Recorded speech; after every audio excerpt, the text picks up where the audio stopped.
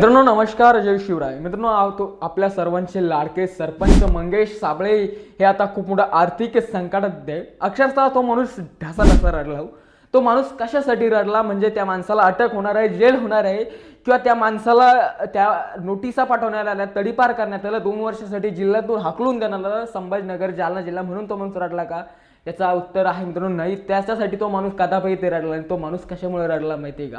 एक निस्वार्थपणे काम करणारा तो माणूस आहे. त्या माणसाच्या स्वाभिमानाला ह्या भाडकाऊ व्यवस्थेने ते ठेच पोहोचवले आहे मित्रांनो. त्या माणसाला एक गुंडा म्हणून साबित केलं, त्या माणसाला आतंकवादी म्हणून त्यांनी घोषित केलं आहे. जसं की तुम्ही बघितलं असेल की त्यांच्यावरती नोटिसा आल्या, सर्व काही प्रकरण तुम्ही बघितलं असेल. परंतु आता सरपंच मंगेश साबळे खूप मोठ्या आर्थिक संकटात आहे.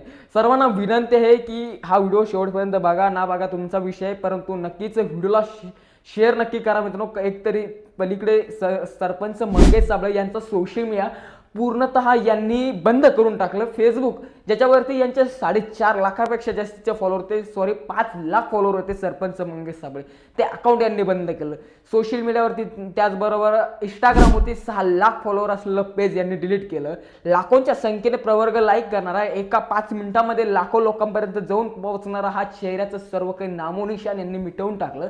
आणि आता तडीपार करून हे कायमचं मंगेश साबळे यांना इथून काढून देण्याची यांचं षडयंत्र आहे. तुम्हाला माहिती आहे की यांचं षडयंत्र कशामुळे? सर्व काही येत्या 29-30 ऑगस्टला सन्माननीय मनोजदादा जरांगे पाटील यांचं आंदोलन आता आंतरवली सराटीपासून सुरुवात होणार आहे. ते मुंबईला धडकणार आहे.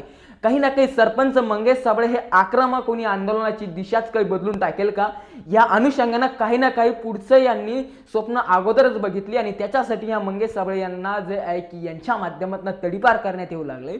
तुम्ही विचार करा, जो माणूस समाजासाठी आपली नवी कोरी 10 ते 15 लाख रुपयाची गाडी जर कधी एका 5 मिनिटामध्ये पेट्रोल टाकून जाळू शकतो, तर तो माणूस 2-3 हजार रुपयासाठी दरोडेखोरी करू शकतो का?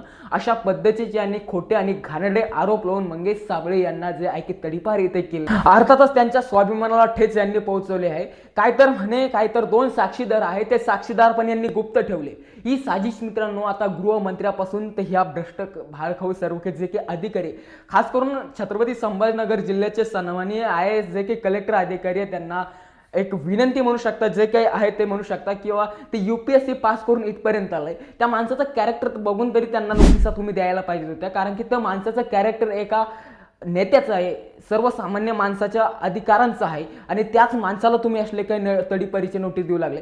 आता सरपंच मंगेश साबळे यांनी त्या नोटिसांचं उत्तर इथे दिलेलं आहे. हालाकी ते याचं उत्तर इथे कदापि येणार नव्हतं मित्रांनो, कारण की त्यांनी सांगितलं होतं की प्रेस कॉन्फरन्समध्ये पत्रकारांशी बोलत असताना सांगितलं होतं की मी उत्तर मुळीच कदापि इथे देणार नाही. मी उत्तर हे सुप्रीम कोर्टात जाऊन देणार आहे, मुंबई हायकोर्टात जाऊन इथे देणार आहे.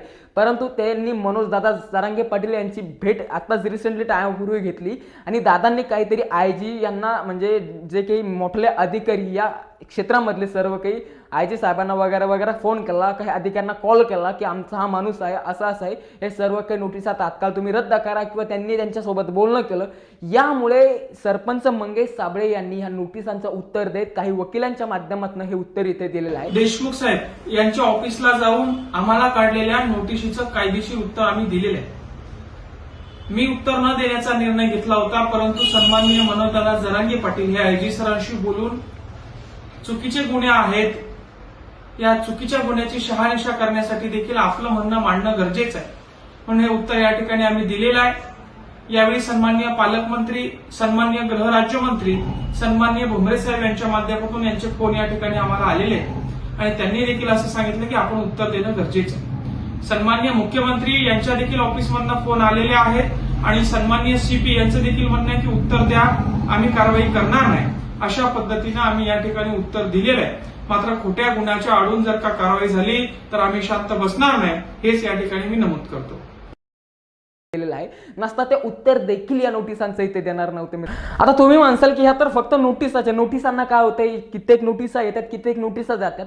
परंतु मित्रांनो, या नोटिसा थोड्या वेगळ्या आहे. जसं की रविराज साबळे पाटील यांना नोटिसा मिळाल्या होत्या 50 कोटी रुपयाच्या वगैरे त्या काही नोटिसा मिळाल्या होत्या. तर त्या नोटिसा अलग होत्या, परंतु या ज्या नोटीस आहे यांनी हे एक सर्व काही गेम प्लॅन करून आखलेला गेम आहे. आणि त्याच्या माध्यमातून यांनी काय सांगितलं की तुमच्या गेवराई पायगावमधून आम्ही 2 साक्षीदार आणले आणि 2 साक्षीदारांनी सांगितलं की संध्याकाळच्या 7 वाजेच्या सुमारास सरपंच मंगेश साबळे यांनी दारू पिऊन आमच्यावरती हल्ला केला. एकाने तर सांगितलं म्हणे की माझ्या कानाखाली वाजून माझ्या खिशातून 3000 रुपये घेऊन घेतले. म्हणजे असे की दाग आणि कलंक सरपंच साबळे यांच्या माध्यमातून लावण्यात आलेला आहे.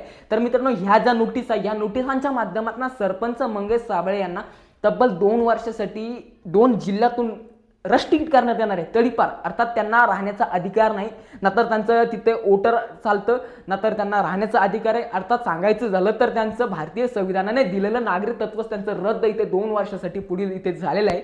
आणि आपण सर्वांचं आता हेच काम आहे की सरपंच मंगेश साबळे यांच्यासाठी आपण सर्वांना रस्त्यावरती यायचं. आणि मित्रांनो, त्याचबरोबर आपल्या महाराष्ट्राचे दुसरे लाडके रविराज साबळे, ते देखील साबळे, हे देखील साबळे यांनी मागील 2 दिवसापूर्वी सरपंच साबळे यांना पाठिंबा नोंदवला आहे. त्यांनी सांगितलंय की तुम्हाला आमचा पाठिंबा आहे, परंतु त्यांनी थोडक्यात नाराजी त्यांच्या माध्यमातून व्यक्त केली. जर कधी रविराज दादापर्यंत हा व्हिडिओ जाऊन पोहोचला तर दादा, तुम्हाला एक विनंती नम्रतेची की सरपंच मंगेश साबळे मुळीच असं म्हणजे हे माणूस कधी स्वार्थासाठी लढत नाही.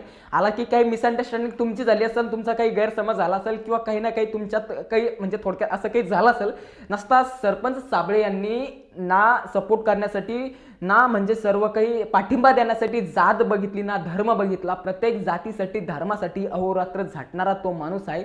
कोणताही जात धर्म न बघता लढणारा तो माणूस आहे. आणि तुम्हाला का ते पाठिंबा देणार नाही? कारण की रविराज साबळे यांनी सांगितलंय की आम्ही जे काही आंदोलनं केली त्या आंदोलनांनी पाठिंबा तर दिला नाही, परंतु त्यांची खिल्ली उडवली. अर्थातच रविराज साबळे यांनी मंगेश साबळे यांच्यावरती आरोप करत असं सर्व काही नाराजी व्यक्त केली.